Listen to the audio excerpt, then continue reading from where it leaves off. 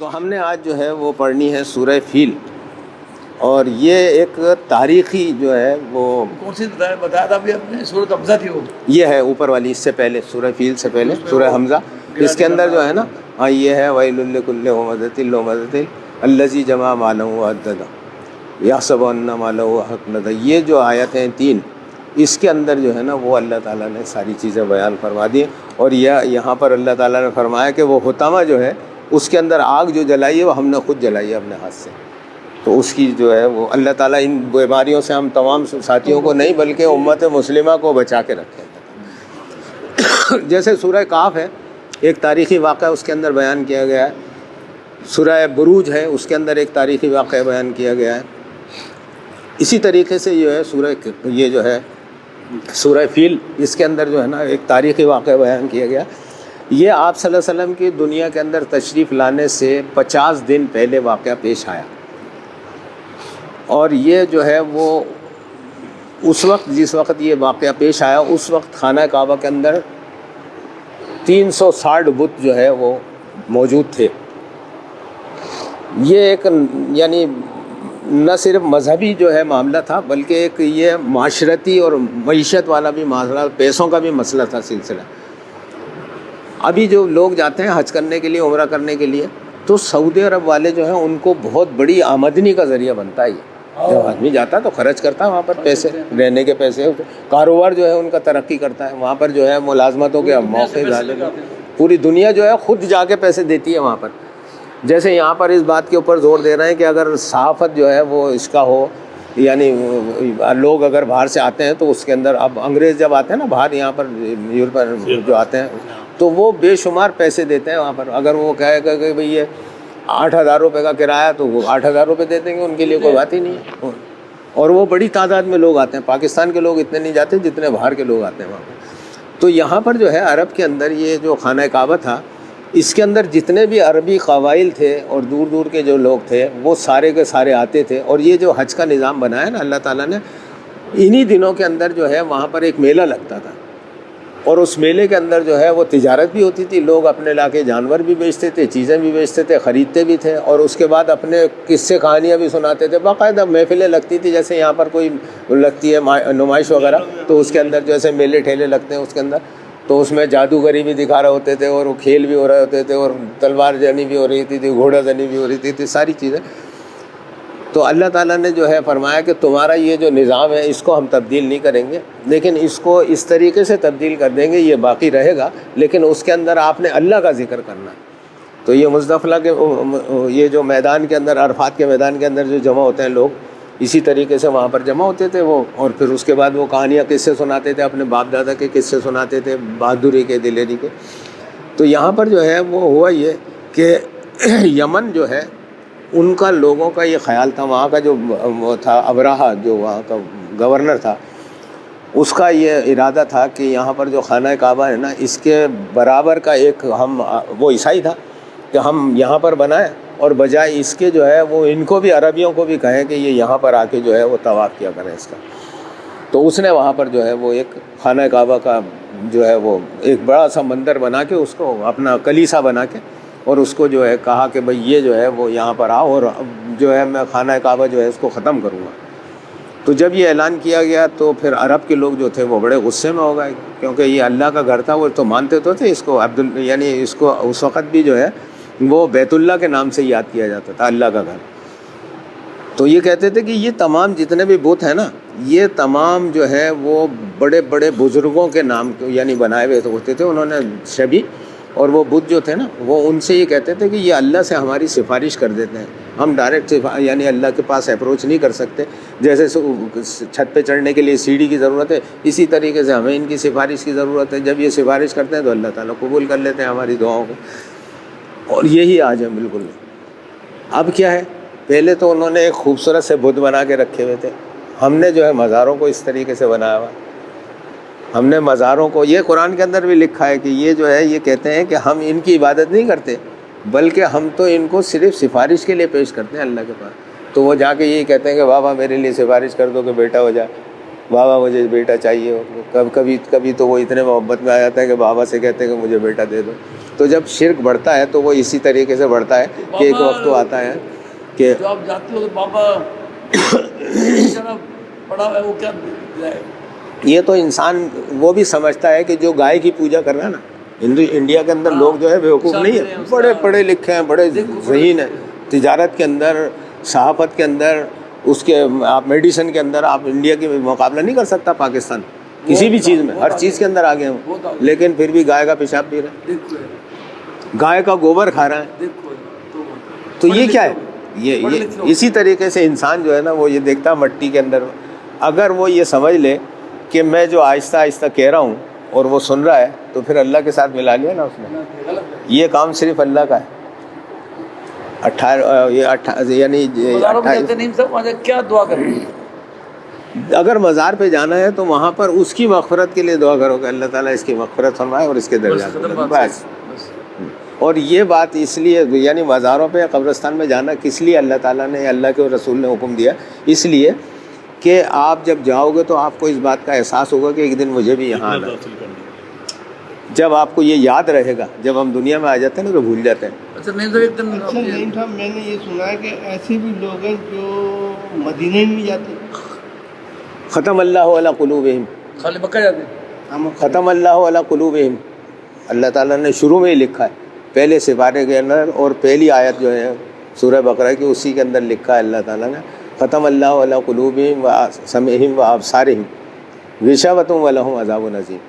یعنی ان کی آنکھوں پہ بھی پردے ڈال دیے، ان کے کانوں پہ بھی پردے ہیں، ان کے دلوں پہ مہر لگا دی ہے۔ اب وہ جو ہے ایمان کا تو نہ سن سکتے ہیں، نہ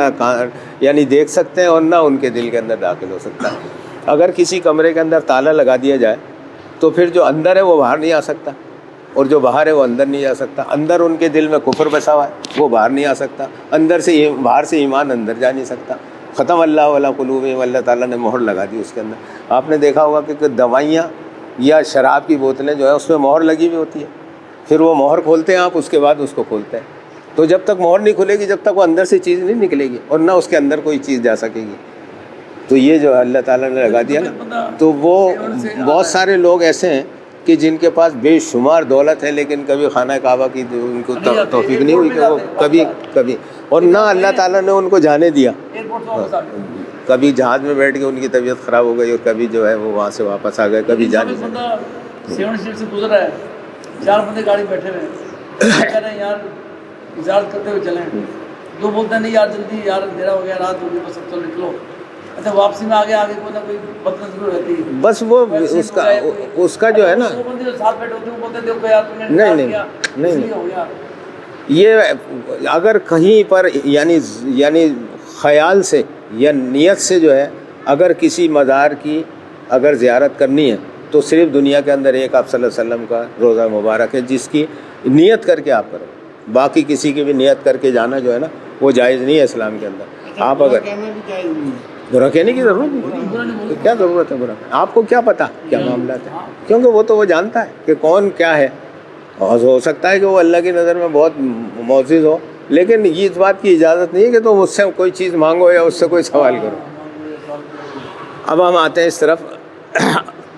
تو یہ جو ہے نا وہ اس نے جب یہ بنایا اپنا کلیسا بنایا تو وہاں پر جو ہے وہ جو عرب تھے ان کے اندر جو ہے وہ کچھ جوان لوگ بھی تھے،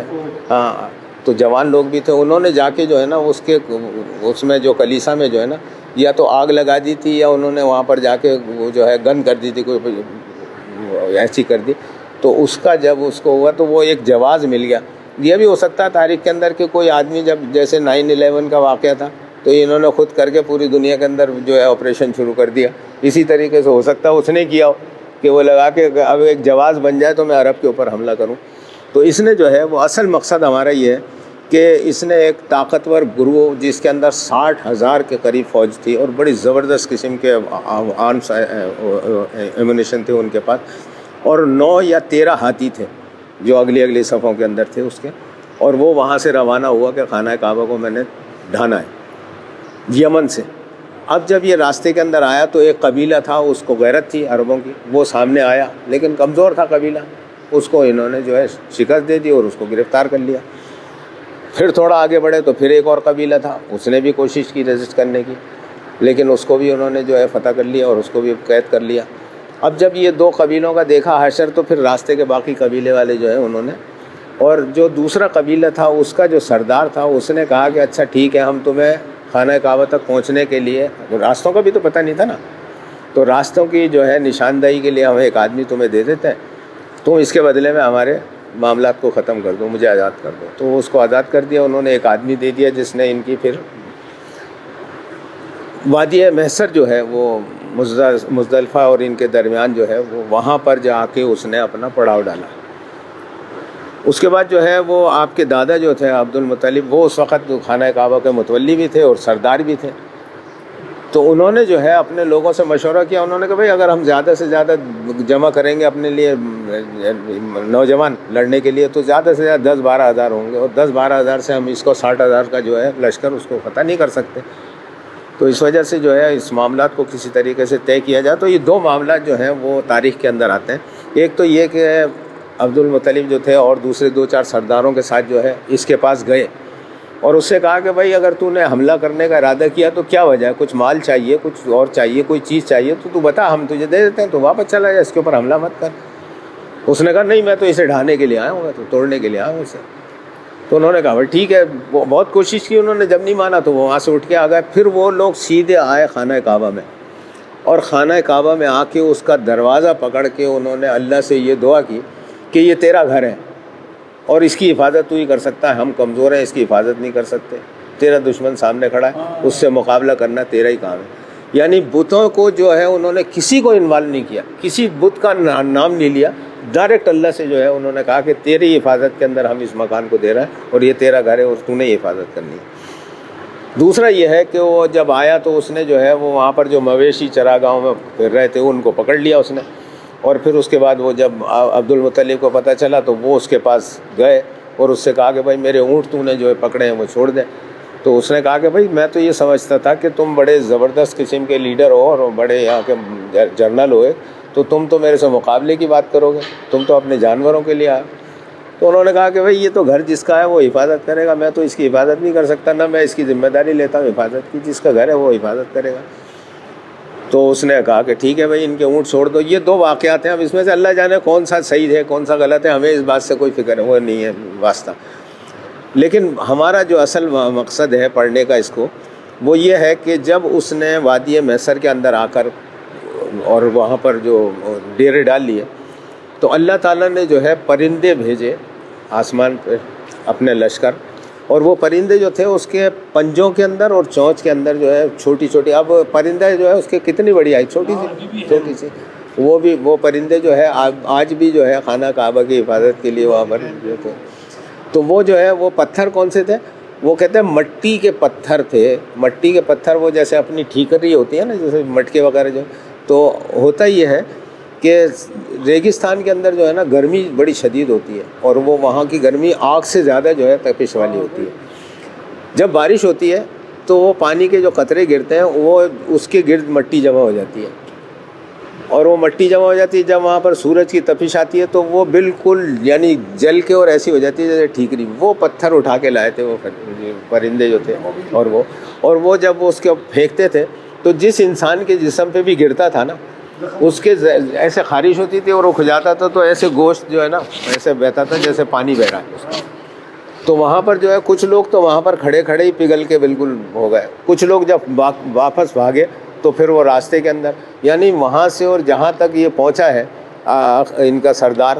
ابراہا، وہاں تک راستے کے اندر تمام لوگ جو ہے نا وہ بالکل۔ یہ جو ہے اللہ تعالیٰ نے قرآن کے اندر فرمایا کہ اللہ کے لشکروں کو کوئی نہیں جانتا۔ کسی قوم کو اللہ تعالیٰ نے ہوا سے جو ہے وہ تباہ کیا، کسی قوم کو فرشتے کی چیخ سے قوم کو تباہ کر دیا، کسی قوم کو جو ہے آپس میں اختلافات کی وجہ سے تباہ کر دیا۔ تو یہاں پر جو ہے اللہ تعالیٰ نے اپنا لشکر بھیجا پرندوں کا، اور اللہ تعالیٰ اگر چاہے تو مثال کے طور پر اب ہمارے پاس آپ نے دیکھا ہوگا کہ چینٹیاں یا مکوڑے ہوتے ہیں نا، اگر اللہ تعالیٰ ہمیں عذاب دینا چاہے نا تو ان کی تعداد اتنی بڑھا دے کہ ہمارے کان میں گھسے، ناک میں گھسے، ہم ان کو روک نہیں سکیں، ہم 2 ہی ہاتھوں سے روکیں گے نا تو صحیح، جانوروں کی طرح سے ایسے آئیں گے گھسیں گے تو انسان کو تو 10 منٹ کے اندر ختم کر دیں. کمرے میں 2-4 مچھر گھس جاتے ہیں. تو وہ جس کو بھی چاہے اپنے لشکر کے طور پہ استعمال کر سکتا ہے. تو یہاں پر اللہ تعالیٰ نے جو ہے وہ اس لشکر کو استعمال کیا. اب اس کا لفظی ترجمہ آ کے معنی کیا، لم کے معنی نہیں، کیا نہیں، ترا دیکھا، کیفا کیسا، کیا، فعل کیا، ربوں کا تیرے رب نے، بے ساتھ اصحاب الفیل ہاتھی والوں کے، کیا نہیں دیکھا کہ تیرے رب نے ہاتھی والوں کے ساتھ کیا کیا. علم یجل، کیا نہیں، یہ پہلے جو ہم نے پڑھا علم، یہاں پر دوبارہ آ رہا ہے علم، کیا نہیں، یجعل کر دیا، کیدہم ان کی تدبیر کو. وہ ایک تدبیر لے کے آئے تھے نا کہ ہم خانہ کعبہ کو تباہ کرنا چاہتے ہیں، وہ خانہ کعبہ کو تباہ نہیں کر سکے، وہ اپنی پوری کی پوری جتنی بھی فوج تھی وہ سب تباہ ہو گئی ان کی جانوروں کے ساتھ. کیدہم ان کی تدبیر کو، فی تذلیل انہی کے اوپر پلٹ دیا. کہ ہم نے ان کی تدبیر جو تدبیر تھی اس کو، یعنی وہ ہمیں تباہ کرنے کے لیے آئے تھے، ہم نے ان کو تباہ نہیں کر دیا. وَأَرْسَلَ، اور واقع معنی اور، ارسلہ بھیجا، یہ تو اردو کا ہی لفظ ہے نا. ارسلہ علیہم ان کے اوپر، طیرن پرندہ، ابابیل پرندے جو ہے ان کے جھنڈ بھیجے ہم نے ان کے اوپر. ترمیہم پھینکتے تھے، بے حجارتم مٹی کے پتھر، من سجیل جو پکے ہوئے ہوتے تھے، مٹی کے پکے ہوئے پتھر ان کے اوپر پھینکتے تھے. فجعلہم پس کر دیا ان کو، کاسف معقول جیسے کھایا ہوا جو ہے وہ ہوتا ہے جانور کا. اب آپ نے دیکھا ہوگا کہ جب ہم جانور کی قربانی کرتے ہیں نا، جانور کا ڈسپوزل جو ہے، ایک تو گوبر جو ہوتا ہے وہ دیکھو آپ کے وہ کھاتا کیسے، اور پھر اس کے بعد ڈسپوزل کیسا ہوتا ہے اس کا. اور دوسرے یہ کہ جب اوجڑی ہوتی ہے نا، اس کو جب آپ کاش کرو گے تو اس کے اندر جو ہے جو بھی چیز اس نے کھائی ہوتی ہے وہ بالکل حلوہ ہو چکی ہوتی ہے، بالکل گل چکی ہوتی ہے. تو اللہ تعالیٰ نے ان کو ایسا کر دیا کہ کوئی ان کو شناخت بھی نہیں کر سکتا تھا کہ یہ انسان ہے. یعنی ان کا جسم جو ہے وہ بے کے ساری ہڈیاں جو ہے ڈھانچے بن گئے. اور اتنی تیزی سے یہ کام ہوا ہے کہ جس کے اوپر بھی وہ پتھر گرتا تھا نا، وہ زیادہ ٹائم نہیں لگتا تھا. یہ نہیں کہ 2 مہینے لگیں گے اس کو، یعنی گھنٹوں کے اندر جو ہے نا اس کا جسم ایسے پگھل جاتا تھا جیسے برف پگھل گیا. تو اللہ تعالیٰ ایسے عذاب دے سکتے ہیں. اور کسی وقت بھی جو ہے اللہ تعالیٰ قرآن میں فرماتے ہیں کہ ہم تمہارے اوپر چاہیں تو آسمان سے بھی نازل کر سکتے ہیں عذاب، تمہارے اوپر سے بھی، تمہارے نیچے سے بھی. زلزلہ آ جائے، جانور کوئی ایسے نکل جائے کہ تمہیں دنیا کے اندر سانپ اتنے نکل جائیں کہ آپ ان سے بچ نہیں سکیں. اور تیسرا جو ہے وہ ہم تمہارے درمیان میں جو ہے وہ آپس میں ایک دوسرے کے خلاف جو ہے وہ گروہ بنا دیں اور وہ طاقتور گروہ کمزور گروہ کو مارے. تو یہ ہمارے یہاں نہیں ہو رہا ہے. مسلمانوں کے اندر بھی گروہ بن گئے ہیں. جو طاقتور ہے وہ کہتا ہے وہ سنی، جہاں پہ طاقتور ہے وہ شیعہ کو مار دیتے ہیں، جو شیعہ طاقتور ہے وہ سنیوں کو مار دیتے ہیں، جو اہل حدیث والے وہ ان کو مار دیتے ہیں. تو یہ ہمارے درمیان میں گروہ بنا دیا اللہ تعالیٰ نے. یہ اللہ کا عذاب ہے جو اس کے اندر اس نے لکھ کے دیا تھا کہ ہم یہ عذاب تمہارے پہ نازل. سورہ انعام کے اندر اللہ تعالیٰ نے یہ سورہ نازل فرمائی ہے. تو اس کے اندر جو ہے نا ایک بہت بڑی، یعنی اس سورت سے، اس قرآن سے جتنا فائدہ یہودیوں نے اور عیسائیوں نے اٹھایا نا اتنا مسلمانوں نے نہیں اٹھایا. وہ آج تک اس کے اوپر ریسرچ کرتے ہیں اور آج تک فائدہ اٹھاتے ہیں. اس سورت کو پڑھنے کے بعد امریکہ نے، یہودیوں نے ہوائی جہاز بنا لیے. انہوں نے یہ دیکھا کہ اوپر سے اگر کسی کے اوپر حملہ کیا جائے تو تمہارا نقصان نہیں ہوگا اور اس کا ستیہ ناش ہو جائے گا. تو اس سورت کو پڑھنے کے بعد انہوں نے، اب امریکہ جو ہے دنیا کے اوپر کیوں قابض ہے، ساری دنیا کیوں ڈرتی ہے کہ اس کے پاس ہوائی حملہ کرنے والے جو ہے نا ہوائی جہاز ہے، اور وہ نیچے آنے کی ضرورت ہی نہیں پڑتی. اسے زمینی جنگ نہیں کرے گا، وہ اوپر سے آئے گا، بمبارڈمنٹ کرے گا، آپ کو تباہ کر کے چلا جائے گا. تو یہ صورت تھی جس نے ان کو اس قابل بنا دیا. تو ہمیں اس جو یہ صورت پڑھنے کے بعد جو ہے اس سے ہمارے لیے کیا سبق ہے اس صورت کے اندر؟ آپ میں سے کوئی بتائے کہ ہمیں اس میں کیا سبق مل رہا ہے؟ تو معاملہ نہیں آ رہا اس کے اندر ہمیں اللہ تعالیٰ، اب کوئی بھی بات ہوتی ہے نا، اگر مثال کے طور پر اللہ تعالیٰ نے یہ قرآن کے اندر لکھی بھی ہے صورت اور ہمیں پڑھنے کے لیے مجبور بھی کیا جا رہا ہے کہ جب تک تو اسے نہیں پڑھے گا تیرا قرآن مکمل نہیں ہوگا، تو اسے پڑھ. تو آخر پڑھانے کا مقصد کیا ہے؟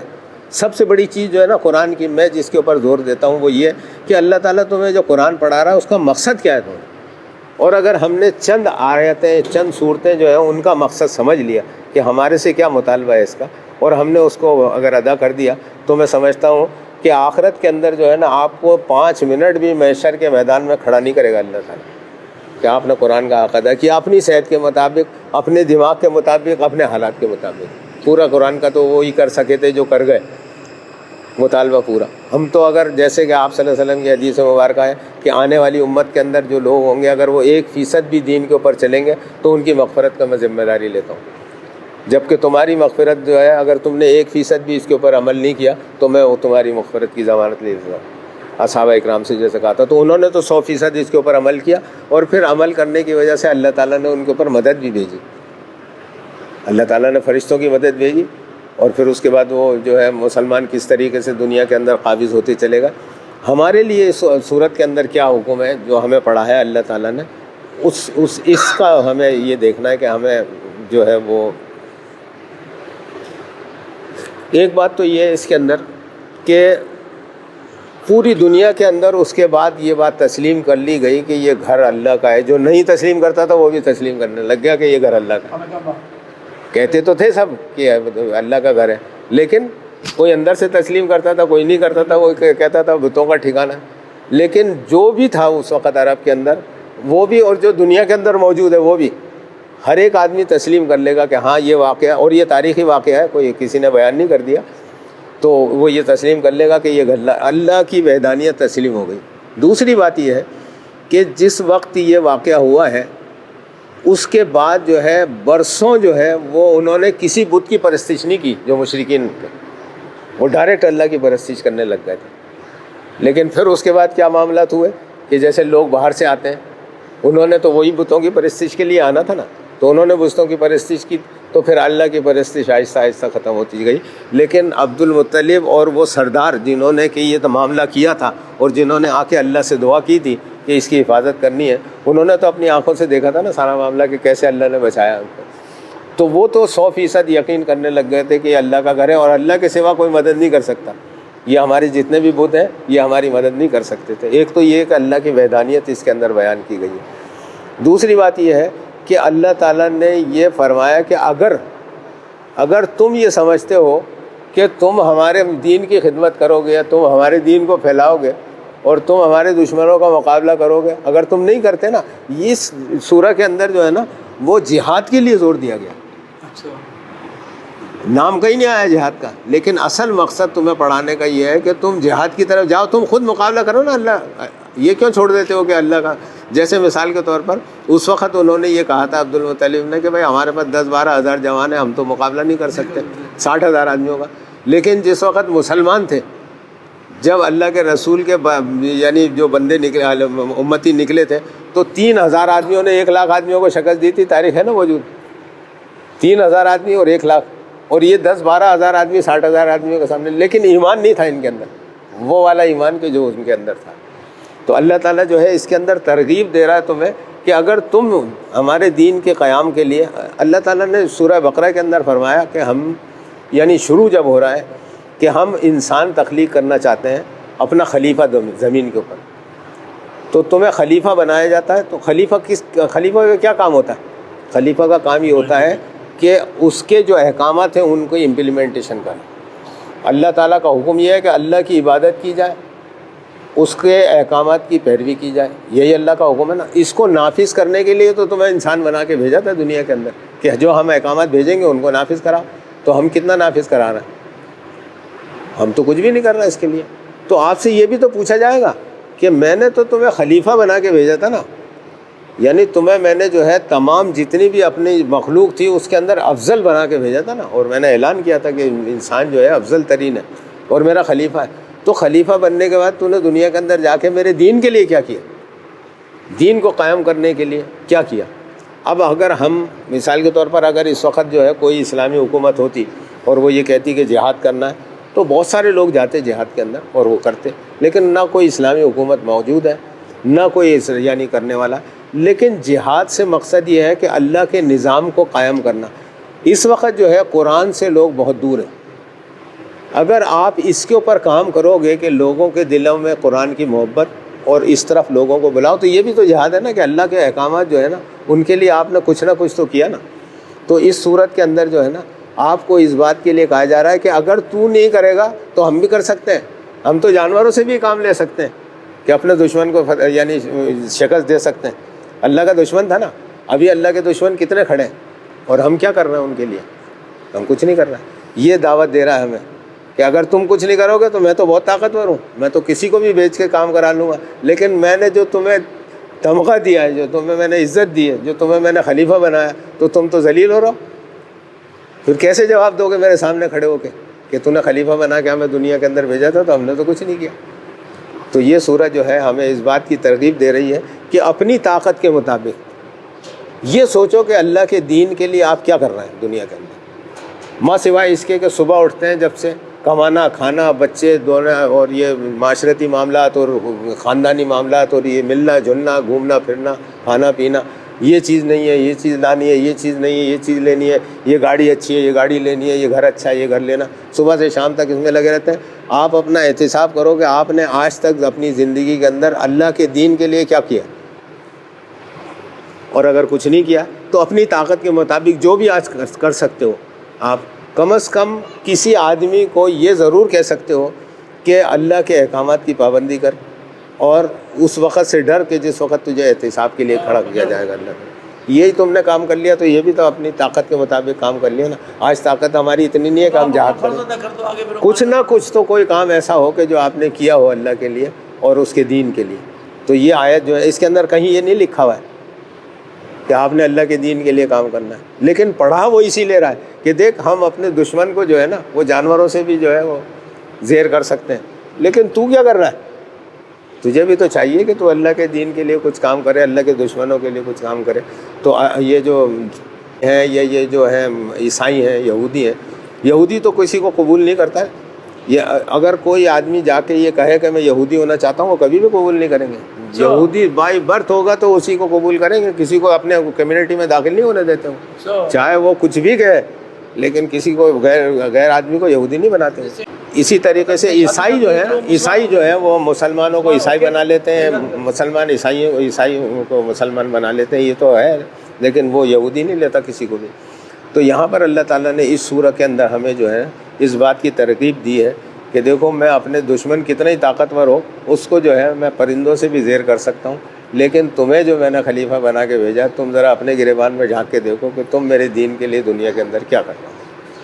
اللہ تعالیٰ ہمیں سمجھ عطا فرمائے اور ان احکامات کی پابندی کرنے کی توفیق عطا فرمائے۔ کوئی کام اللہ تعالیٰ ہم سے ایسا لے لے کہ جو اس کے دین کے لیے بہتری ہو اور اس کے دین کے لیے ہم جو ہے آخرت میں سرخرو ہو سکیں۔